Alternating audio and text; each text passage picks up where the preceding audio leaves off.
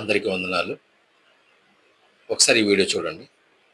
మీరు అనుకుంటున్నారు మేము కష్టపడి చదివేసి హార్డ్ వర్క్ చేస్తే మేము కాంపిటేటివ్ ఫీల్ కొట్టేస్తాను, మీ బొంద కొడతారు. దేవుడు ఏమన్నాడు తెలుసా?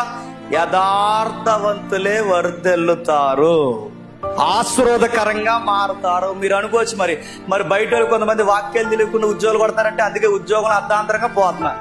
మరి వాళ్ళు వాక్యాలు తెలియకుండా ఉద్యోగాలు కొడతారు, అందుకే ఉద్యోగాల్లో అర్ధాంతరంగా రిమూవ్ చేయబడతారు.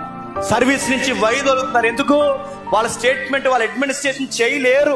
మీరు ఏదైనా చూడండి, ఎంత హార్డ్ వర్క్ చేసినా, ఎంత ప్రణాళిక పనినా, దేవుడి దీవెన లేకపోతే మనకి ఇంచు కూడా మేనేజ్మెంట్ అనేది మనకే చెప్పండి తెలియదు కనుక తెలియదు. అందుకే యోసేపు గారి జీవితంలో సక్సెస్ రేట్కి కారణం ఏంటంటే ఆయనకి లెక్కలు బాగొచ్చు, ఇవన్నీ బాగొచ్చు, తెలియదు, ఇవన్నీ కాదండి. నీతికి పడి నిలబడతాడు అంతే. ఆ నీతికి పడి నిలబడే మనుషుడు కనుకే నమ్మకమైన మనుషుల్ని దేవుడు ఏం చేస్తాడు చెప్పండి? ఆశీర్వాదకరంగా మారుస్తారు. ఈ వీడియోలో జేమ్స్ గారు మాట్లాడుతూ ఉన్నారు, కష్టపడి చదివితే కాంపిటేటివ్ ఎగ్జామ్స్లో పాస్ అవ్వరు, ఉద్యోగాలు రావు అని. వాక్య జ్ఞానం తెలిసిన వారికే కాంపిటేటివ్ ఎగ్జామ్స్ పాస్ అవుతారు, ఉద్యోగాలు వస్తాయి అని చెప్తా ఉన్నారు. అలాగైతే జేమ్స్ గారు పాస్టర్లకు తప్ప ఇంకెవరికి ఉద్యోగాలు రావు. అది మీరు ఆలోచించాలి. వాక్య జ్ఞానం లేకపోతే ఉద్యోగం రాకపోవడం ఏంటి? కష్టపడి చదివితే ఉద్యోగం రావు, ఉద్యోగం వచ్చినా అది నిలబడదంట, అడ్మినిస్ట్రేషన్ చేయలేరంట. మీరు జాగ్రత్తగా ఆలోచించాల్సిన విషయం ఏంటంటే, వాక్యం తెలవలేదని వాళ్ళ యథార్థవంతులు కాకపోరు కదా.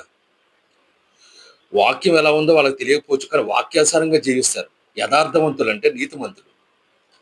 ఇంకో విషయం ఏంటంటే, కష్టపడి చదివిన వారికి అడ్మినిస్ట్రేషన్ తెలియదు, వారికి వాక్య జ్ఞానం ఉండాలంటా ఉన్నారు. జాగ్రత్తగా ఆలోచించండి. కష్టపడి చదివి అమ్మానాన్నలో ఎంత కష్టపడుతున్నారో వాళ్ళని చదివించడానికి చూసి కష్టపడి రాత్రనక పగలనక చదివి ఉద్యోగాలు సంపాదిస్తూ ఉన్నారు. దేవుడు పక్షపాతి కాదని లేఖనం సెలవిస్తూ ఉంది. ఏ జనములో అయినా దేవుని యందు భయభక్తులు కలిగి జీవిస్తే దేవుడు దగ్గర తీసుకుంటారు, అందులో ఏ సందేహం లేదు. లేఖనం సెలవిస్తూ ఉంది. వాక్య ప్రకారం జీవించాలంటే వాక్యం తెలిసి జీవించాల్సిన అవసరం లేదు. వాక్యం ఎలా ఉందో ఆ ప్రకారం వాళ్ళు జీవిస్తూ ఉంటే వాళ్ళు యథార్థవంతులే. ఇంకో విషయం ఏంటి, యథార్థవంతులు వర్ధిల్లుతారు, యథార్థవంతులు మాత్రమే వర్ధిల్లుతారు అనే మాట ఎక్కడుందో మీరు మాకు చూపించాలి. అదొకటి. అంత మాత్రమే కాదు, యోసేపు సక్సెస్ రేట్కి కారణం చెప్తూ ఉన్నారు మీరు. అది దేవుని ప్రణాళిక. దేవుని ప్రణాళిక. వాక్యం తెలిస్తేనే, వాక్యం తెలిసిన వారు మాత్రమే కాంపిటేటివ్ ఎగ్జామ్స్ రాసి జాబులు సంపాదించి దాంట్లో స్థిరంగా నిలబడాలనే మాట ఒకసారి ఆలోచించాలి.